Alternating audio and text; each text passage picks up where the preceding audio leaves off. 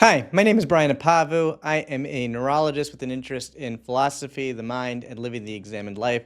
Today, I want to talk about logical fallacies, and I want to talk specifically about those logical fallacies where the person is attacked rather than the argument. The first logical fallacy to address is the classical ad hominem attack. An ad hominem attack is where an individual who is making an argument is attacked for their personhood or individuality or something about them rather than the argument itself. If I, as a neurologist, were to try to make the argument that increased dietary fiber intake reduces the risk of metabolic disease, an individual may come about and say, hey, you're just a neurologist. What do you have to say that's useful about metabolic disease?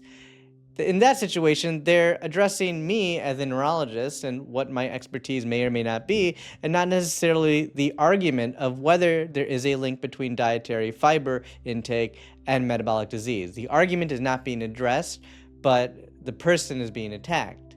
A similar situation can be addressed in intimate, more personal relationships.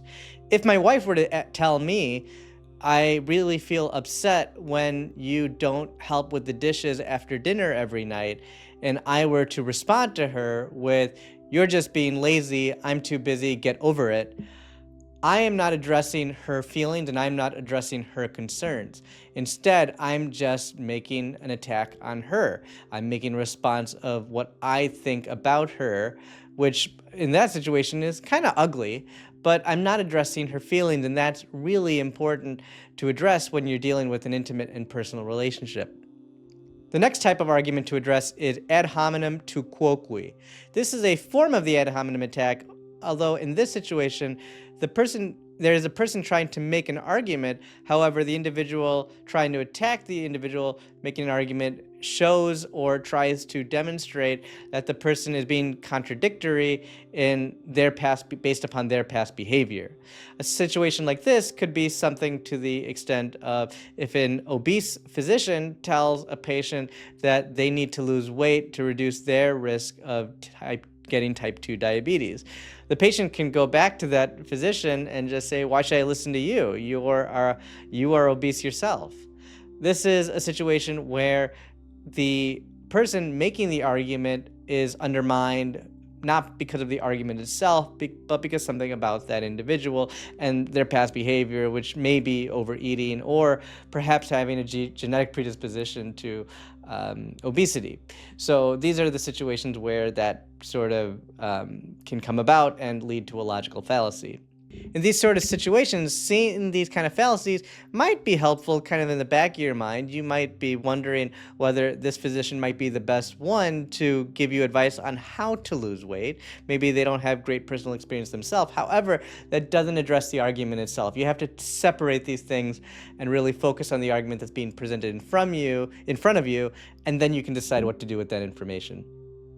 The next logical fallacy I want to address is circumstantial ad hominem. This is a form of an ad hominem attack where an individual tries to make an argument and the person trying to respond back to that argument actually questions the person making the argument based on self-interest for that individual. I'll give you an example. If I were to tell an individual that Bitcoin represents a good store of value for long-term investment, that I might get a response with, well, you own Bitcoin, and if we all purchase Bitcoin, the price would go up, and that's just going to make you happy and get you and be to your self-interest. That may very well be true, that I might own Bitcoin, and if the price of Bitcoin goes up, then I might be happy because other people bought it. However, that doesn't address whether Bitcoin itself is a good long-term store of value. The self-interest part of the component is not necessarily it doesn't really defeat the argument. This is something we can sometimes see in situations where individuals have conflict of interest. As a physician or other individuals who are giving talks often have to disclose their conflict of interest. That's something you ought to know about an individual when you're appraising the information they have. But if they do have conflict of interest, that is not a specific and direct reason why you should disregard the information they're providing to you. You need to think about that information critically itself and take everything in mind, particularly what is the argument being made. Let me provide a more intimate personal example of the ad hominem attack.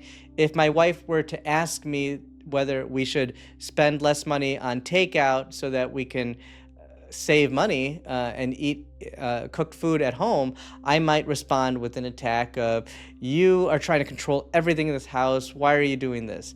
If I were to respond this way, I am sort of putting a claim on my wife's self-interest that she's really just making this suggestion because she just wants to control everything in the house, not actually addressing whether we should save money by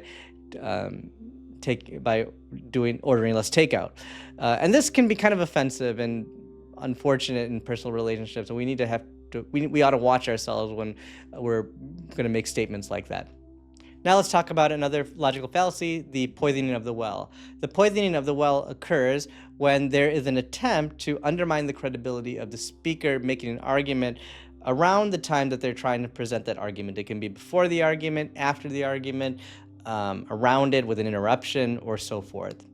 A really great example of poisoning the well that I think about politics is Howard Dean, when in the early 2000s he ran for the U.S. presidential spot as a Democrat under the Democratic primaries.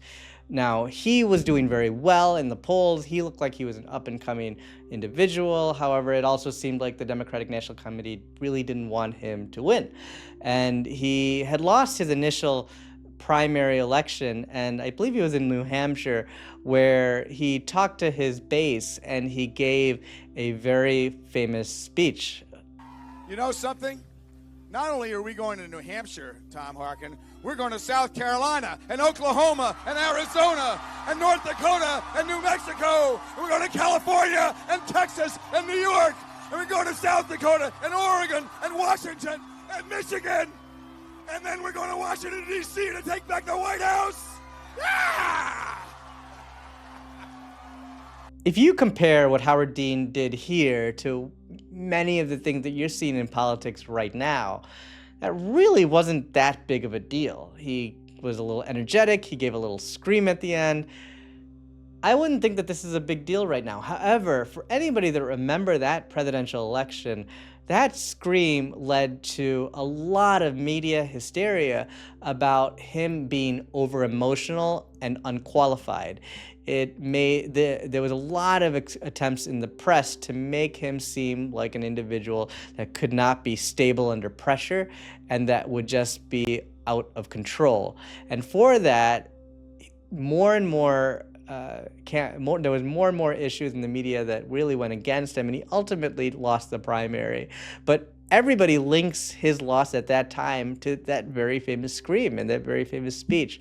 And it's crazy to think right now that that is what happened. He really never lost because of any argument that he was making in the Democratic national primaries, but just the emotional connotation to that scream he made. If my wife were to tell me, hey, I have something I want to talk to you about, and then I were to respond, oh, here we go again. What do you want to know? That is me automatically providing a personal, detrimental feeling and sort of poisoning the experience of trying to develop an intimate and honest conversation with my wife. And it really would not help the situation, and it would make my wife feel bad. The next logical fallacy to talk about is guilt by association. This is used quite a bit in politics, and we can see it all the time when presidential or congressional debates or elections are coming out. And this is where an individual tries to make the argument, but somebody who opposes that individual tries to say something about that individual, perhaps from their past, to undermine who that individual is, without ever addressing what are the arguments that individual is making. One of the classic examples I know about this was from 2008. Ron Paul ran a campaign very focused on sound money principles and ending the Federal Reserve's capacity to print money and debase currencies and cause inflation. And he was also very focused on a foreign policy that was non-interventionist in nature. So he had a lot of people who were very invigorated by these principles, although the Republican National Committee at the time really didn't want anything to do with him. So as he was running for presidency, there were a lot of allegations and news reports that were coming out about things that he was involved with back in the 90s. Ron Paul had a newsletter which at the time had praised a individual, David Duke, for economic statements that he had made way back then. And it turned out that David Duke was a former Ku Klux Klan member. So Ron Paul was linked to racism at that time, even though Ron Paul had never said anything that was racist in nature. Now, Ron Paul admitted that he did not fully vet everything in the newsletter, was not aware of the writings and praising David Duke, and he denounced a lot of that. But this still came as a way of attacking Ron Paul, not because of any of the policies that he has, but linking him in a newsletter many years ago, over a decade ago, to an individual. I'll give an intimate example. If my wife were to tell me, hey, we really should try marriage counseling to try to improve our relationship, and I responded with, oh boy, you want to go down that rabbit hole that your brother tried before he got divorced? In that situation, I'm linking the marital relationship, our relationship, to an individual who ended up getting divorced, and I'm kind of souring the discussion at that point. The next logical fallacy to discuss is genetic fallacy. This is where you just try to discredit an individual making an argument based upon the origin of where that argument is made. A classical example that I think about from the last couple decades comes from the National Security Agency spying on American citizens. So in the early 2000s, after 9/11 and the development of the Department of Homeland Security, there had been a number of individuals who had come out, William Binney, Thomas Drake, who were former NSA employees who made the claim that the National Security Agency was doing things that they really shouldn't and infringing upon the privacy of American citizens, going through their emails, looking at their internet searches in a way that invaded their privacy and really wasn't about fighting terrorism. Now, there were a lot of people who discredited those individuals. These individuals were former employees, so they were linked in the media and linked by NSA as disgruntled employees. In fact, William Binney, I think, had resigned, and Thomas Drake, I believe, was indicted after releasing some information or charged under the Espionage Act after sending some articles to the Baltimore Sun in 2006. Now, Binney and Drake ended up turning out to have their accusations validated when Edward Snowden had released to The Guardian in 2013 documents from the National Security Agency proving that they were involved in spying of American citizens for reasons that had really nothing to do with counterterrorism. And so this really opened the door into a lot of criticism to the National Security Agency of how they were looking at Americans and how they were spying on Americans. It led to a lot of reforms, and it validated the accusations made by individuals like Binney and Drake that were making these statements and claims over 7 years from then.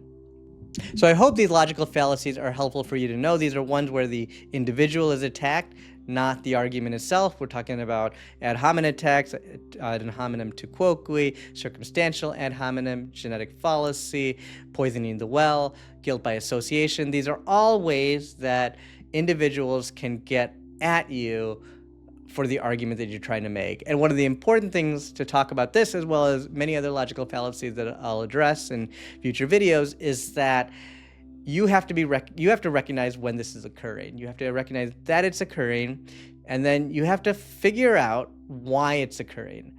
What is that? The reason it's occurring has something to do with your relationship with the individual making that attack. You can try to continue to make the argument, but at some point, if you get logical fallacy after logical fallacy and your argument is never really addressed, you have to know that that's occurring, and then you have to understand that that is occurring, and then you have to face your relationship with that individual, as well as the overall debate audience, whichever individuals there are, to really understand the nature of where you stand with others, and then decide what to do from there. No one can tell you what to do. You just have to recognize it and then decide what you're going to do with that information. So I hope that's helpful. If you found this information useful, please like and subscribe to this video. I really appreciate it. I hope you enjoy this, and we'll talk soon.